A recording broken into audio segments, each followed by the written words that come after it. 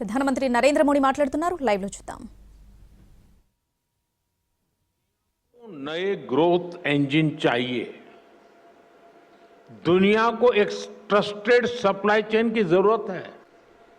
भारत और जॉर्डन मिलकर दुनिया की इस जरूरत को पूरा करने में बड़ा रोल निभा सकते हैं.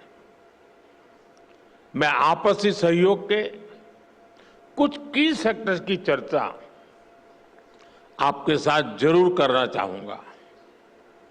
ऐसे सेक्टर जहां विजन, वायबिलिटी और वेलोसिटी ये तीनों मौजूद है. पहला, डिजिटल पब्लिक इंफ्रास्ट्रक्चर और आईटी. इसमें भारत का अनुभव जॉर्डन के बहुत काम आ सकता है. भारत ने डिजिटल टेक्नोलॉजी को इंक्लूजन और एफिशिएंसी का मॉडल बनाया है. हमारे यूपीआई, आधार, डिजी लॉकर जैसे फ्रेमवर्क्स आज ग्लोबल बेंचमार्क बन रहे हैं. हिज मैजेस्टी और मैंने इन फ्रेमवर्क्स को जॉर्डन के सिस्टम से जोड़ने पर चर्चा की है.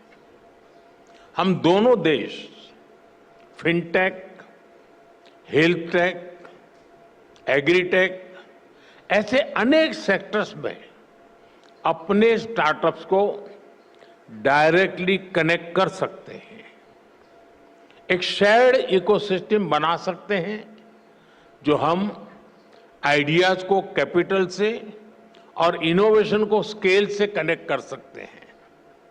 फ्रेंड्स, फार्मा और मेडिकल डिवाइसेस के क्षेत्र में भी अनेक संभावनाएं हैं.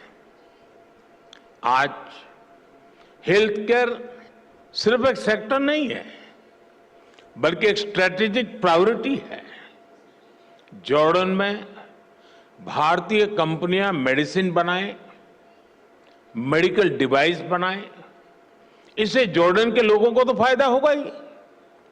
वेस्ट एशिया और अफ्रीका के लिए भी जॉर्डन एक रिलायबल हब बन सकता है.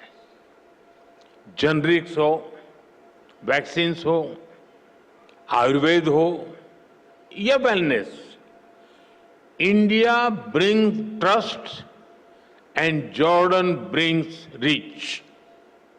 फ्रेंड्स, अगला सेक्टर एग्रीकल्चर का है. भारत को ड्राई क्लाइमेट में खेती का बहुत अनुभव है. हमारा ये एक्सपीरियंस जॉर्डन में रियल डिफरेंस ला सकता है. हम प्रिसीजन फार्मिंग और माइक्रो इरिगेशन जैसे सॉल्यूशन पर काम कर सकते हैं. कोल्ड चेन्स, फूड पार्क्स और स्टोरेज फैसिलिटीज बनाने में भी हम मिलकर काम कर सकते हैं.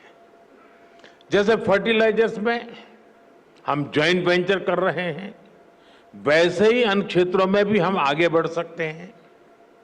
फ्रेंड्स, इंफ्रास्ट्रक्चर और कंस्ट्रक्शन तेज ग्रोथ के लिए बहुत जरूरी है.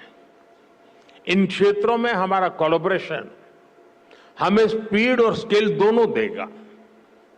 हिज मैजेस्टी ने जॉर्डन में रेलवे और नेक्स्ट जनरेशन इंफ्रास्ट्रक्चर बनाने का विजन साझा किया है.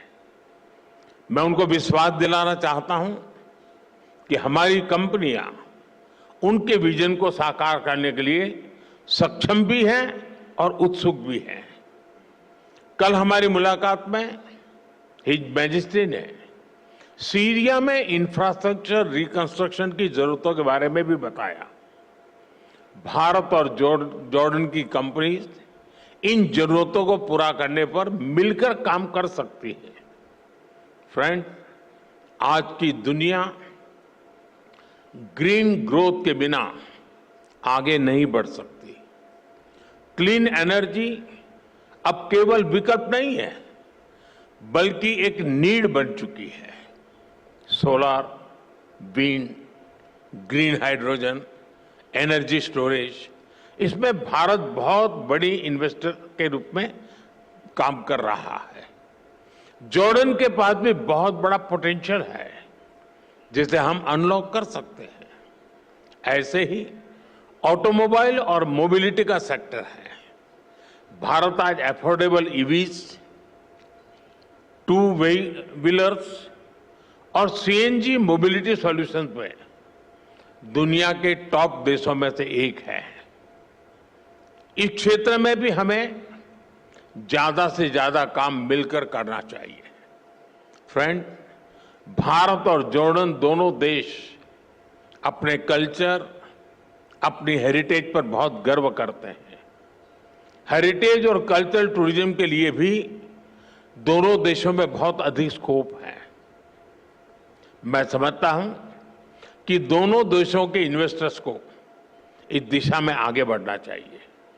भारत में इतनी सारी फिल्म्स बनती है, इन फिल्मों की शूटिंग जॉर्डन में हो या ज्वाइंट फिल्म फेस्टिवल्स हो, इसके लिए भी जरूरी प्रोत्साहन दिए जा सकते हैं। भारत में होने वाली अगली वेव समिट में हम जॉर्डन से एक बड़े डेलीगेशन की अपेक्षा करते हैं। फ्रेंड, ज्योग्राफी जॉर्डन की स्ट्रेंथ है और भारत के पास स्किल भी है और स्केल भी।